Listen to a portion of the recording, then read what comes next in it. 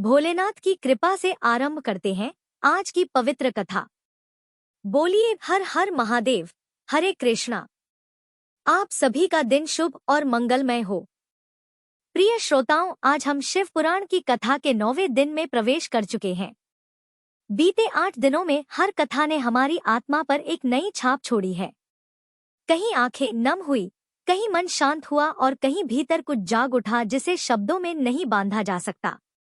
शिव पुराण कोई साधारण ग्रंथ नहीं, यह तो भगवान शिव के हृदय का प्रतिबिंब है, जिसमें हर कथा, हर संवाद, हर चरित्र हमें जीवन की उस सच्चाई से जोड़ता है जो केवल शिव ही जानते हैं।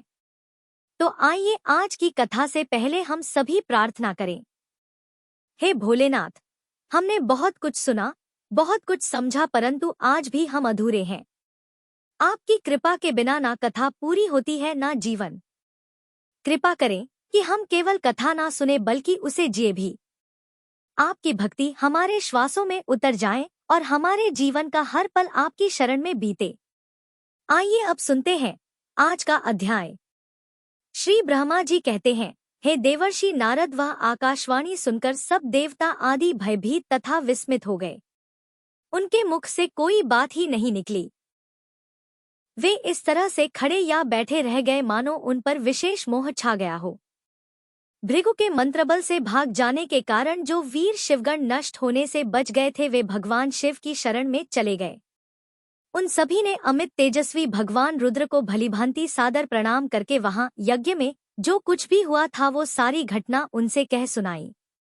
कर्णों ने कहा, है महेश्वर दक्ष बड़ा दुरात्मा और घमंडी है। उसने वहां जाने पर देवी सती का अपमान किया और देवताओं ने भी उनका आदर नहीं किया। अत्यंत गर्व से भरे हुए उस दुष्ट दक्ष ने आपके लिए यज्ञ में भाग भी नहीं दिया, दूसरे देवताओं के लिए दिया और आपके विषय में उच्च स्वर से दुर्वचन कहे थे। हे प्रभु, यज्ञ में आपका भाग ना देखकर देवी सती कुपित हो उठी और पिता की बार बार निंदा करके उन्होंने तत्काल अपने शरीर को योगाग्नि द्वारा जलाकर भस्म कर दिया। यह देखकर 10,000 से अधिक पार्षद लज्जावश शस्त्रों द्वारा अपने ही अंगों को काट काट कर वहां मर गए। शेष हम लोग दक्ष पर कुपित हो उठे और सभी को भय पहुंचाते हुए वेग पूर्वक उस यज्ञ का विध्वंस करने को उद्यत हो गए, परंतु विरोधी प्रभु ने अपने प्रभाव से हमें तिरस्कृत कर दिया। हम उनके मंत्र बल का सामना नहीं कर सके। हे प्रभु, हे विश्वंभर, वे ही हम लोग आज आपकी शरण में आए हैं।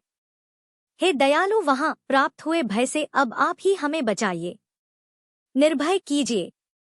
हे महाप्रभु, उस यज्ञ में दक्ष आदि सभी दुष्टों ने घमंड में आकर आपका विशेष रूप से अपमान किया है।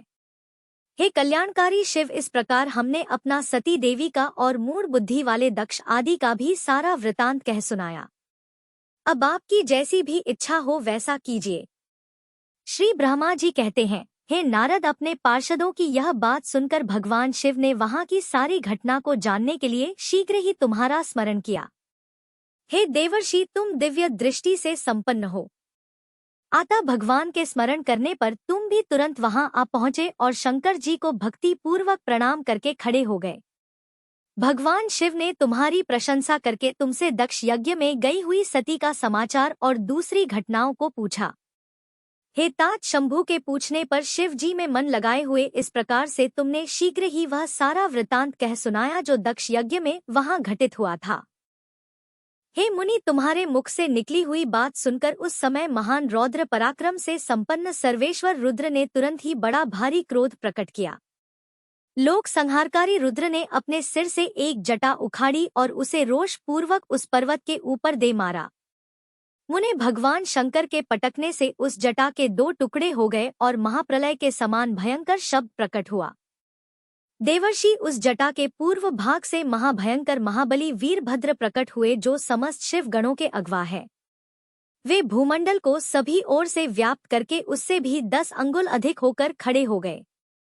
वे देखने में प्रलयाग्नि के समान जान पड़ रहे थे। उनका शरीर बहुत ही ऊंचा था। वे 1000 भुजाओं से युक्त थे। उन सर्वसमर्थ महारुद्र के क्रोध पूर्वक प्रकट हुए निश्वास से 100 प्रकार के ज्वर और 13 प्रकार के सन्निपात रोग पैदा हो गए। हेतात, उस जटा के दूसरे भाग से महाकाली उत्पन्न हुई जो बड़ी भयंकर दिखाई देती थी। वे करोड़ों भूतों से घिरी हुई थी। जो ज्वर पैदा हुए वे सब के सब शरीरधारी, क्रूर और समस्त लोगों के लिए भयंकर थे। वे अपने तेज से प्रज्वलित हो सब और दाह उत्पन्न करते हुए से प्रतीत हो रहे थे। वीरभद्र वार्तालाप करने में बड़े कुशल थे। उन्होंने दोनों हाथ जोड़कर परमेश्वर शिव को प्रणाम करके कहा, है महारुद्र, सोम, सूर्य और अग्नि को 3 नेत्रों के रूप में धारण करने वाले हैं महाप्रभु, शीघ्र आज्ञा दीजिए।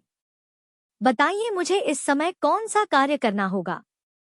हे ईशान, क्या मुझे आते ही क्षण में सारे समुद्र को सुखा देना है या इतने ही समय में संपूर्ण पर्वतों को पीस डालना है? हे हर, मैं तो एक ही क्षण में ब्रह्मांड को भस्म कर डालूं या समस्त देवताओं और मुनीश्वरों को जलाकर राख कर दूं? हे शिव शंभु, क्या मैं समस्त लोकों को उलट पुलट कर दूं या संपूर्ण प्राणियों का विनाश कर डालूं? हे महेश्वर, आपकी कृपा से कहीं कोई भी ऐसा कार्य नहीं है जिसे मैं ना कर सकूं। पराक्रम के द्वारा मेरी समानता करने वाला वीर ना पहले कभी हुआ है और ना ही आगे कभी हो पाएगा। हे शंकर जी, आप किसी तिनको को भेज दे तो वह भी बिना किसी यत्न के क्षण भर में बड़े से बड़ा कार्य सिद्ध कर सकता है, इसमें कोई भी संशय नहीं। हे शंभु, यद्यपि आपकी लीला मात्र से ही सारा कार्य सिद्ध हो जाता है, फिर भी जो मुझे भेजा जा रहा है यह मुझ पर आपका अनुग्रह ही तो है। हे शंभु, मुझ में भी जो ऐसी शक्ति है वह आपकी कृपा से ही प्राप्त हुई है। हे शंकर, आपकी कृपा के बिना किसी में भी कोई शक्ति नहीं हो सकती। वास्तव में आपकी आज्ञा के बिना कोई तिनके आदि को भी हिलाने में समर्थ नहीं है, यह निसंदेह कहा जा सकता है।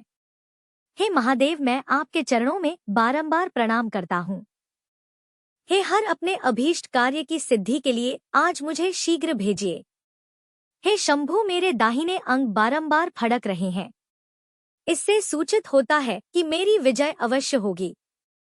अतः हे प्रभु, मुझे भेजिए। हे शंकर जी, आज मुझे कोई अभूतपूर्व और विशेष हर्ष तथा उत्साह का अनुभव हो रहा है और मेरा चित्त आपके चरण कमलों में लगा हुआ है। आता पग पग पर मेरे लिए शुभ परिणाम का विस्तार होगा। हे शंभु, आप शुभ के आधार हैं। जिसकी आप में सुदृढ़ भक्ति है उसी को सदा विजय प्राप्त होती है और उसी का दिनोंदिन शुभ होता है।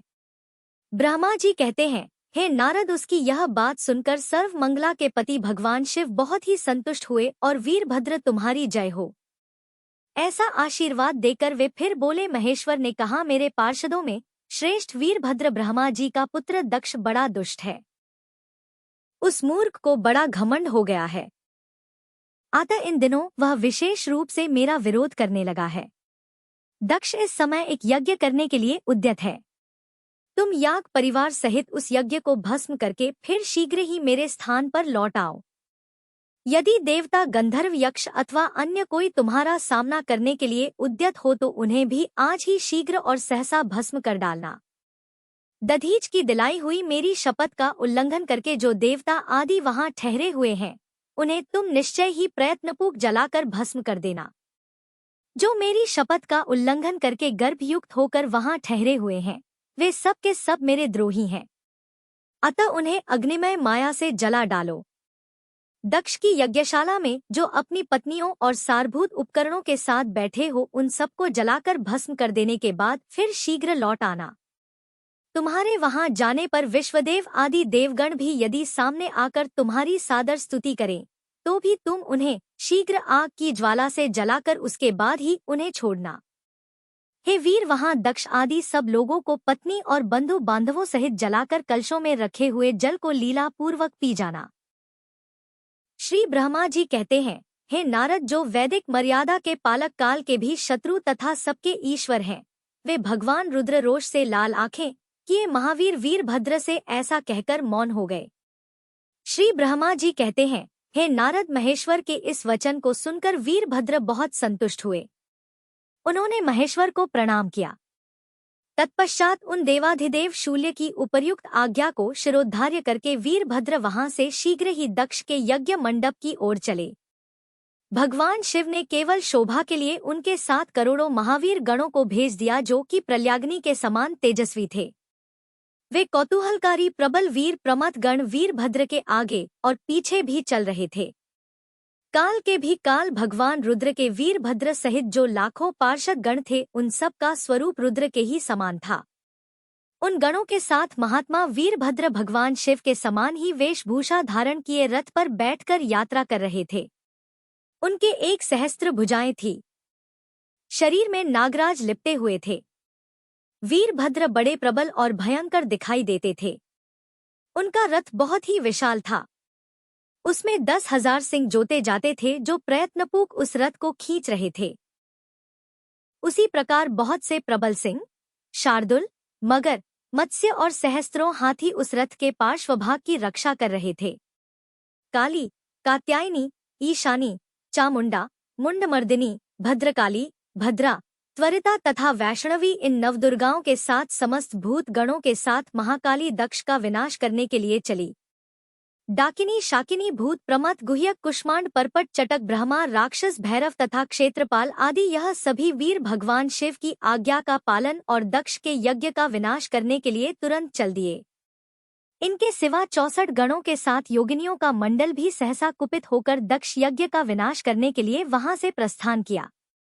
इस प्रकार कोटि-कोटि गण और विभिन्न प्रकार के गणाधीश वीरभद्र के साथ चल दिए। उस समय भेरियों की गंभीर ध्वनि होने लगी। नाना प्रकार के शब्द करने वाले शंख बज उठे। भिन्न भिन्न प्रकार की सींगें बजने लगी।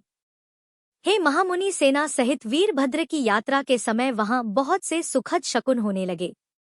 इस प्रकार जब प्रमद गणों सहित वीरभद्र ने प्रस्थान किया तब उधर दक्ष तथा देवताओं को बहुत से अशुभ लक्षण दिखाई देने लगे। देवर्षि यज्ञ विध्वंस की सूचना देने वाले त्रिविध उत्पात प्रकट होने लगे। दक्ष की बाई आंख, बाई भुजा और बाई जंघा फड़कने लगी। हितात वाम अंगों का फड़कना सर्वथा अशुभ सूचक था और नाना प्रकार के कष्ट मिलने की सूचना दे रहा था। उस समय दक्ष की यज्ञशाला में धरती डोलने लगी। दक्ष को दोपहर के समय दिन में ही अद्भुत तारे दिखने लगे। दिशाएं मलिन हो गई। सूर्यमंडल चितकबरा दिखने लगा। उस पर हजारों घेरे पड़ गए, जिससे वह भयंकर जान पड़ रहा था। बिजली और अग्नि के समान दीप्तमान तारे टूट टूट कर गिरने लगे और भी बहुत से भयानक अपशगुन होने लगे। इसी बीच में वहां आकाशवाणी प्रकट हुई जो कि संपूर्ण देवताओं और विशेषतः दक्ष को अपनी बात सुनाने लगी। आकाशवाणी बोली, ओ दक्ष, आज तेरे जन्म को धिक्कार है। तू महामूढ़ और पापात्मा है। भगवान हर की ओर से आज तुझे महान दुख प्राप्त होगा जो कि अब किसी प्रकार से टल नहीं सकता। अब यहाँ तेरा हाहाकार भी नहीं सुनाई देगा। जो मूढ़ देवता आदि तेरे यज्ञ में स्थित हैं, उनको भी महान दुख होगा, इसमें कोई संशय नहीं। श्री ब्रह्मा जी कहते हैं, हे मुनि, आकाशवाणी की यह बात सुनकर और पूर्वोक्त अशुभ सूचक लक्षणों को देखकर दक्ष तथा दूसरे देवता आदि को भी अत्यंत भय प्राप्त हुआ।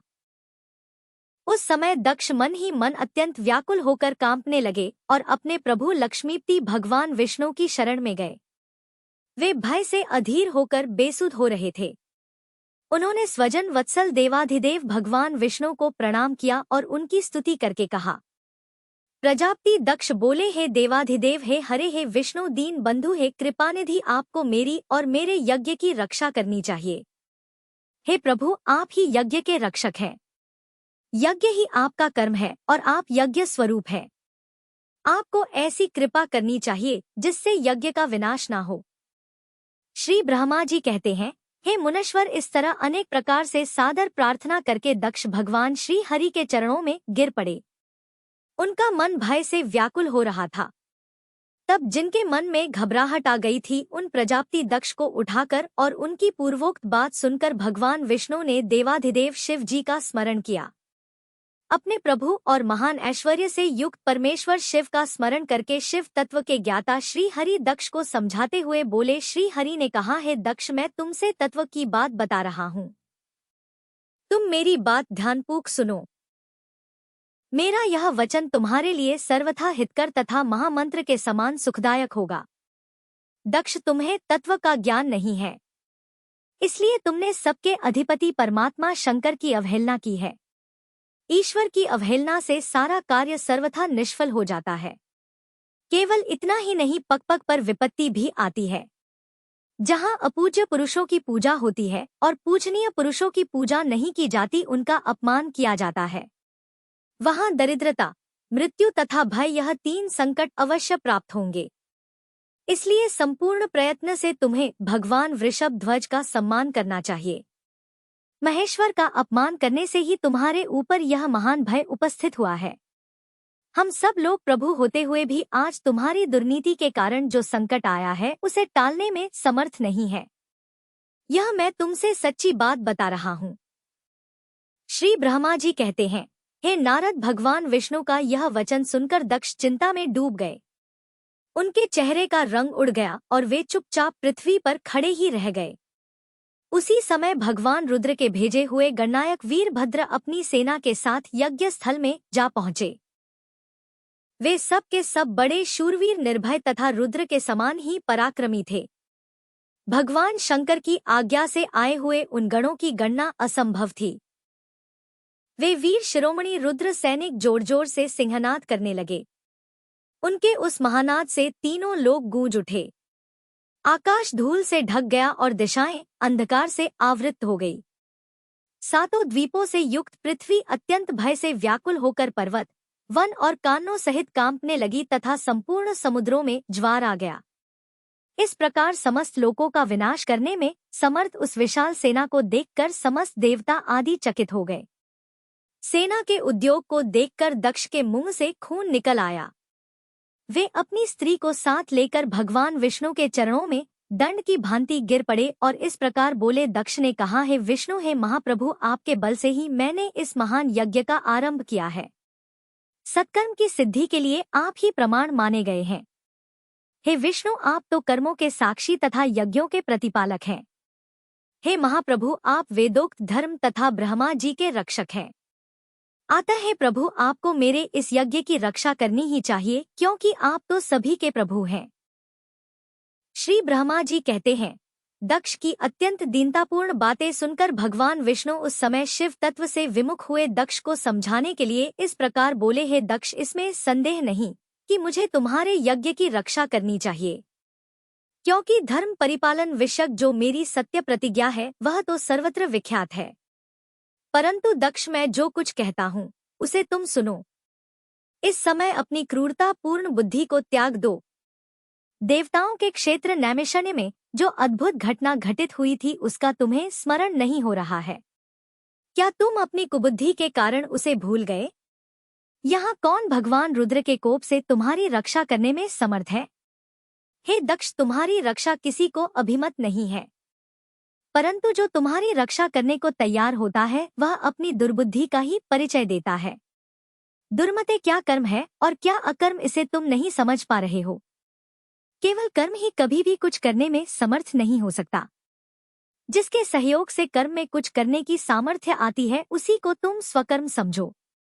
भगवान शिव के बिना दूसरा कोई कर्म में कल्याण करने की शक्ति देने वाला है ही नहीं। जो शांत हो ईश्वर में मन लगाकर उनकी भक्ति पूर्वक कार्य करता है, उसी को भगवान शिव तत्काल उस कर्म का फल दे देते हैं। जो मनुष्य केवल ज्ञान का सहारा लेकर अनश्वरवादी हो जाते हैं या ईश्वर को नहीं मानते हैं, वे शतकोटि कल्पों तक नरक में ही पड़े रहते हैं। फिर वे कर्मपाश में बंधे हुए जीव प्रत्येक जन्म में नरकों की यातना ही भोगते हैं, क्योंकि वे तो केवल सकाम कर्म के ही स्वरूप का आश्रय लेने वाले होते हैं। यह शत्रु मर्दन वीरभद्र जो कि यज्ञशाला के आंगन में आ ही पहुंचे हैं, भगवान रुद्र की क्रोधाग्नि से प्रकट हुए हैं। इस समय समस्त रुद्र गणों के नायक यही हैं। यह हम लोगों के विनाश के लिए आए हैं और इसमें कोई संशय नहीं। कोई भी कार्य क्यों ना हो, वस्तुतः इनके लिए कुछ भी अशक्य है ही नहीं।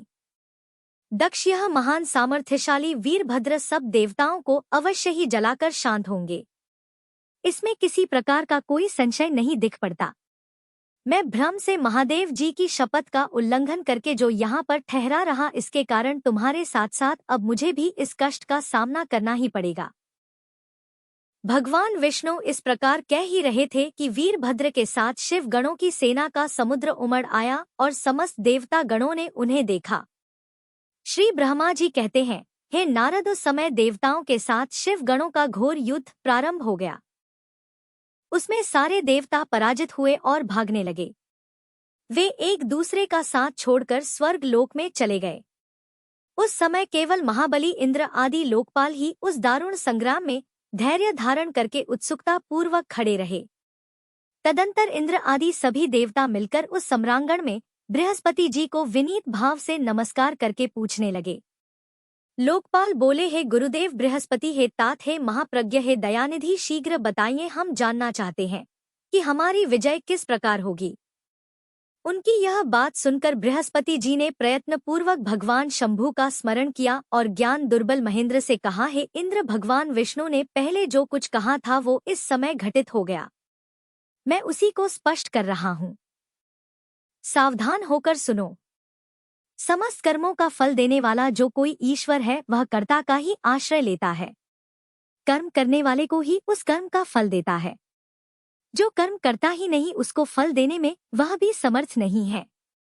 अतः जो ईश्वर को जानकर उसका आश्रय लेकर सत्कर्म करता है उसी को उस कर्म का फल मिलता है। ईश्वर द्रोही को कभी फल मिल ही नहीं सकता। ना मंत्र, ना औषधियां, ना समस्त अभिचारक कर्म, ना लौकिक पुरुष, ना कर्म, ना वेद, ना पूर्व और उत्तरी मीमांसा तथा नाना वेदों से युक्त अन्याय शास्त्र ही ईश्वर को जानने में समर्थ होते हैं।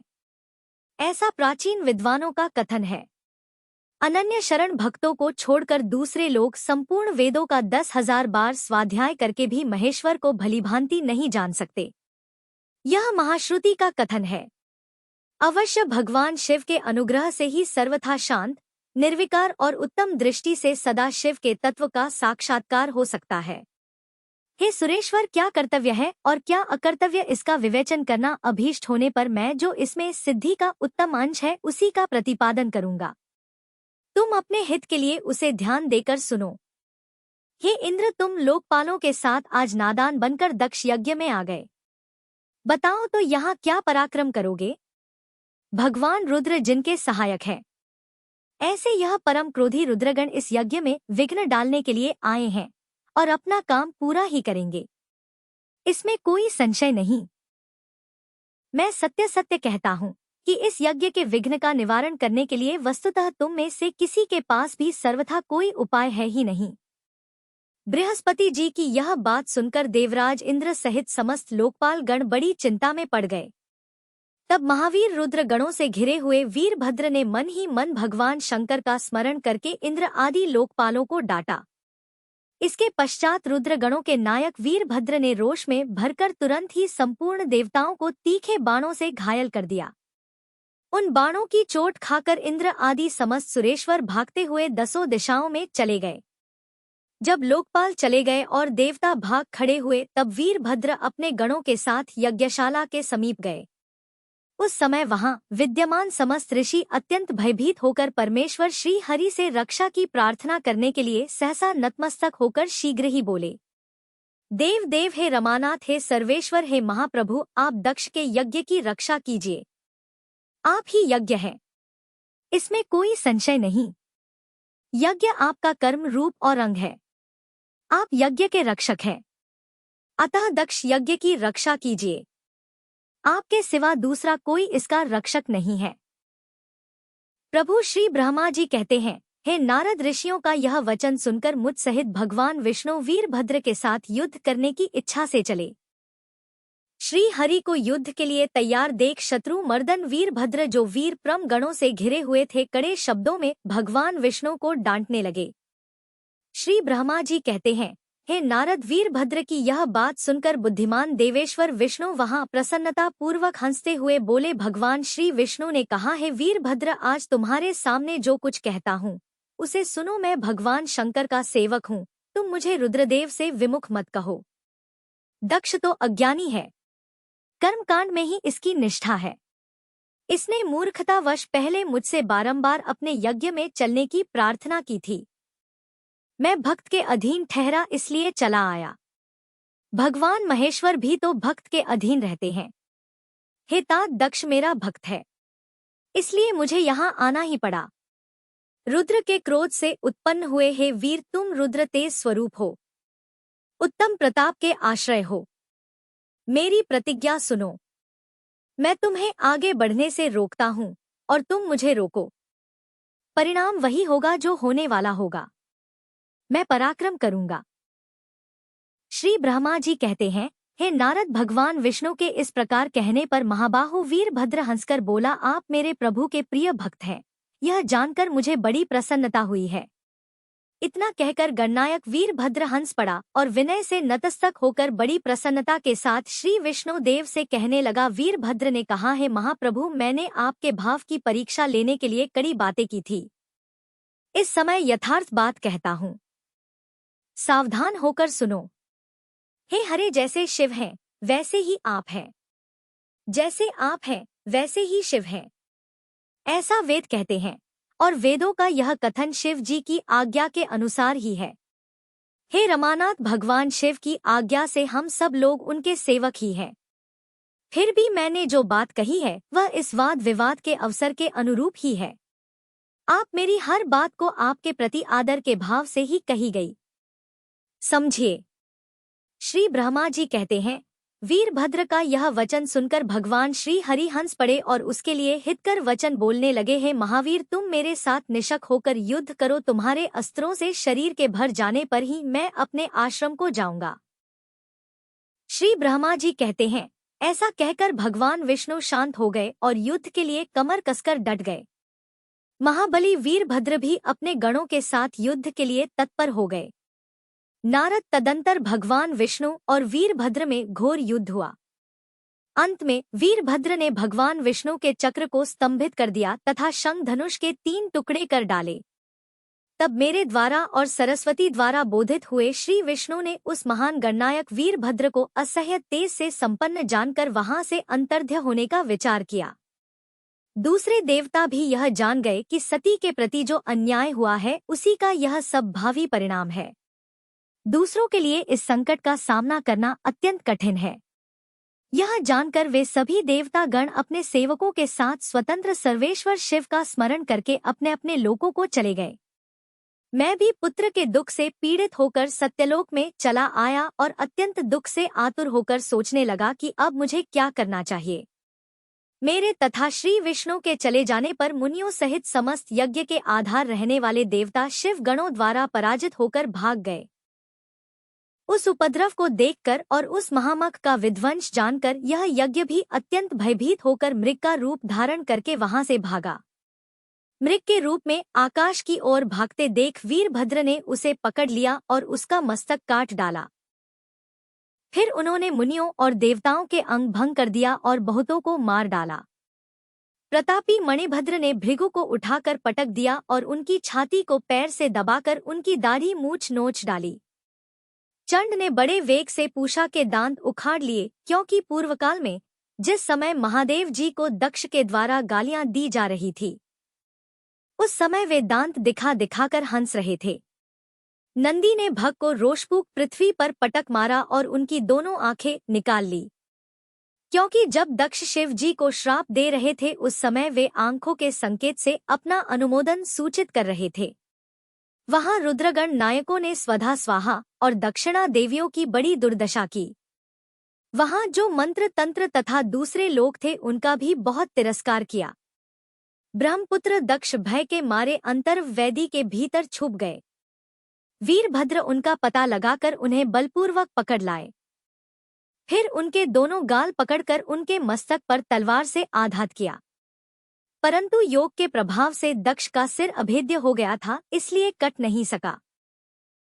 जब वीरभद्र को ज्ञात हुआ कि संपूर्ण अस्त्र शस्त्रों से इनके मस्तक का भेदन नहीं हो सकता, तब उन्होंने दक्ष की छाती पर पैर रखकर दबाया और दोनों हाथों से गर्दन मरोड़कर तोड़ डाली। फिर शिवद्रोही दुष्ट दक्ष के उस सिर को गणनायक वीरभद्र ने अग्निकुंड में डाल दिया। तदंतर जैसे सूर्य घोर अंधकार राशि का नाश करके उद्याचल पर आरूढ़ होते हैं, उसी प्रकार वीरभद्र दक्ष और उनके यज्ञ का विध्वंस करके कृत कार्य होकर तुरंत ही वहां से उत्तम कैलाश पर्वत को चले गए। वीरभद्र को काम पूरा करके आया देख परमेश्वर शिव मन ही मन बहुत संतुष्ट हुए और उन्होंने उन्हें वीरप्रम गणों का अध्यक्ष बना दिया।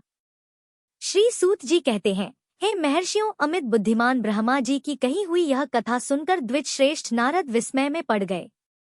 उन्होंने प्रसन्नता पूर्वक प्रश्न किया, नारद जी ने पूछा, है पिताजी, भगवान विष्णु शिव जी को छोड़कर अन्य देवताओं के साथ दक्ष के यज्ञ में क्यों चले गए, जिसके कारण वहां उनका तिरस्कार हुआ? क्या वे प्रलयकारी पराक्रम वाले भगवान शंकर को नहीं जानते थे? फिर उन्होंने अज्ञानी पुरुष की भांति रुद्र गणों के साथ युद्ध क्यों किया? है करुणानिधि, मेरे मन में यह बहुत बड़ा संदेह है, आप कृपा करके मेरे इस संशय को नष्ट कर दीजिए और हे प्रभु, मन में उत्साह पैदा करने वाले शिव चरित्र को कहिए। तब श्री ब्रह्मा जी ने कहा, है नारद, पूर्व काल में राजाक्षुभ की सहायता करने वाले श्री हरि को दधीची मुनि ने श्राप दे डाला था, जिससे उस समय वे इस बात को भूल गए और वे दूसरे देवताओं को साथ लेकर दक्ष के यज्ञ में चले गए। दधीच ने क्यों श्राप दिया, यह भी सुनो। प्राचीन काल में शुभ नाम से प्रसिद्ध एक महातेजस्वी राजा हो गए हैं। वे महाप्रभावशाली मुनीश्वर दधीच के परम मित्र थे। दीर्घकाल की तपस्या के प्रसंग से शुभ और दधीच में विवाद आरंभ हो गया, जो तीनों लोकों में महान अनर्थकारी के रूप में विख्यात हुआ। उस विवाद में वेद के विद्वान शिवभक्त दधीच कहते थे कि शूद्र, वैश्य और क्षत्रिय, इन तीनों वर्णों से ब्राह्मण ही श्रेष्ठ है, इसमें कोई संशय नहीं। महामुनि दधीच की वह बात सुनकर धन वैभव के मध्य से मोहित हुए राजा शुभ ने उसका इस प्रकार प्रतिवाद किया। शुभ बोले, राजा इंद्र आदि 8 लोकपालों के स्वरूप को धारण करता है। वह समस्त वर्णों और आश्रमों का पालक और प्रभु है, इसलिए राजा ही सबसे श्रेष्ठ होता है। राजा की श्रेष्ठता का प्रतिपादन करने वाली श्रुति भी कहती है कि राजा सर्वदेवमय है। हे मुनि, इसी श्रुति के कथन अनुसार जो सबसे बड़ा देवता है वह मैं ही हूँ। इस विवेचन से ब्राह्मण की अपेक्षा राजा ही तो श्रेष्ठ सिद्ध होता है। हे चव नंदन, आप ही इस विषय में विचार कीजिए और मेरा अनादर ना कीजिए, क्योंकि मैं सर्वथा आपके लिए पूजनीय हूँ। राजा शुभ का यह मत श्रुतियों और स्मृतियों के विरुद्ध था। इसे सुनकर भृगुकुल भूषण मुनि श्रेष्ठ दधीच को बड़ा क्रोध हुआ। मुनि अपने गौरव का विचार करके कुपित हुए महातेजस्वी दधीच ने शुभ के मस्तक पर बाएं मुक्के से प्रहार कर दिया। उनके मुक्के की मार खाकर ब्रह्मांड के अधिपति कुत्सित बुद्धि वाले शिव अत्यंत कुपित होकर गरज उठे। उन्होंने वज्र से दधीच को काट डाला। उस वज्र से आहत होकर भृगुवंशी दधीच पृथ्वी पर गिर पड़े। भार्गव वंशधर दधीच ने गिरते समय शुक्राचार्य का स्मरण किया। योगी शुक्राचार्य ने आकर दधीच के शरीर को, जिसे शिव ने काट डाला था, तुरंत जोड़ दिया। दधीच के अंगों को पूर्ववत जोड़कर शिवभक्त शिरोमणि तथा मृत्युंजय विद्या के प्रवर्तक शुक्राचार्य ने उनसे कहा, शुक्र बोले, हे तात दधिष्ठ जी, मैं सर्वेश्वर भगवान शिव का पूजन करके तुम्हें श्रुति प्रतिपादित महामृत्युंजय नामक श्रेष्ठ मंत्र का उपदेश देता हूँ। त्र्यंबकम यजामहे, हम भगवान त्र्यंबक का यजन अर्थात आराधन करते हैं। त्र्यंबक का अर्थ है तीनों लोकों के पिता प्रभावशाली शिव। वे भगवान सूर्य, सोम और अग्नि तीनों मंडलों के पिता हैं। सत्व, रज और तम तीनों गुणों के महेश्वर हैं।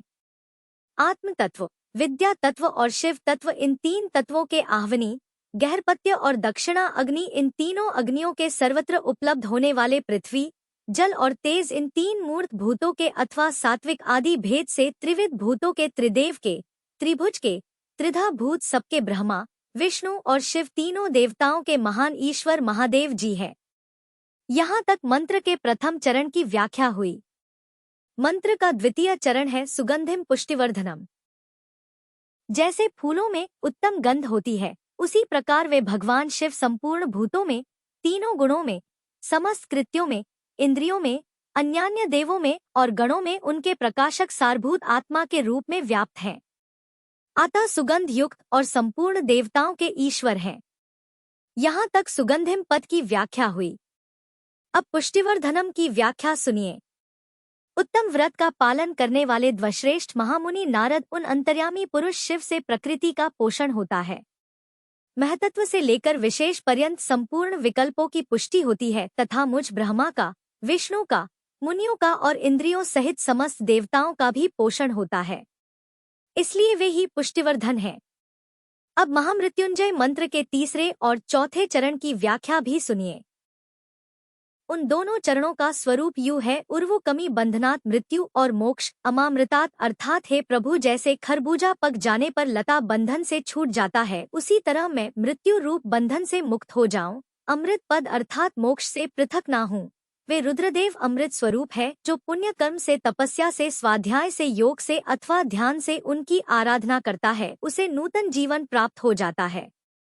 इस सत्य के प्रभाव से भगवान शिव स्वयं ही अपने भक्त को मृत्यु के सूक्ष्म बंधन से मुक्त कर देते हैं, क्योंकि वे भगवान ही बंधन और मोक्ष देने वाले हैं। ठीक उसी तरह जैसे उर्वक अर्थात ककड़ी का पौधा अपने फल को स्वयं ही लता के बंधन में बांधे रखता है और पक जाने पर स्वयं ही उसे बंधन से मुक्त कर देता है। यह मृत संजीवनी मंत्र है, जो मेरे मत से सर्वोत्तम है। तुम प्रेम पूर्वक नियम से भगवान शिव का स्मरण करते हुए इस मंत्र का जप करो। जप और हवन के पश्चात इसी से अभिमंत्रित किए हुए जल को दिन और रात में पियो तथा शिव विग्रह के समीप बैठकर उन्हीं का ध्यान करते रहो। इससे कहीं भी मृत्यु का भय नहीं रहता। न्यास आदि सब कार्य करके विधिवत भगवान शिव की पूजा करो। यह सब करके शांत भाव से बैठकर भक्तवत्सल शंकर का ध्यान करना चाहिए। मैं भगवान शिव का ध्यान बता रहा हूँ, जिसके अनुसार उनका चिंतन करके मंत्र जप करना चाहिए। इस तरह निरंतर जप करने से बुद्धिमान पुरुष भगवान शिव के प्रभाव से उस मंत्र को सिद्ध कर लेता है। इस प्रकार भगवान शंकर का ध्यान करना चाहिए, जो अपने दो कर कमलों में रखे हुए दो कलशों से जल निकालकर उनसे ऊपर वाले दो हाथों द्वारा अपने मस्तक को सींचते हैं। अन्य दो हाथों में दो घड़े लिए उन्हें अपनी गोद में रखे हुए हैं तथा शेष दो हाथों से रुद्राक्ष और मृग मुद्रा धारण करते हैं। कमल के आसन पर बैठे हैं और सिर पर स्थित चंद्रमा से निरंतर झड़ते हुए अमृत से जिनका सारा शरीर भीगा हुआ है तथा जो 3 नेत्र धारण करने वाले हैं, उन भगवान मृत्युंजय का जिनके साथ गिरिराज नंदिनी उमा भी विराजमान है, मैं भजन चिंतन करता हूँ। श्री ब्रह्मा जी कहते हैं, हे तात मुनि श्रेष्ठ, दधीच को इस प्रकार उपदेश देकर शुक्राचार्य भगवान शंकर का स्मरण करते हुए अपने स्थान को लौट गए।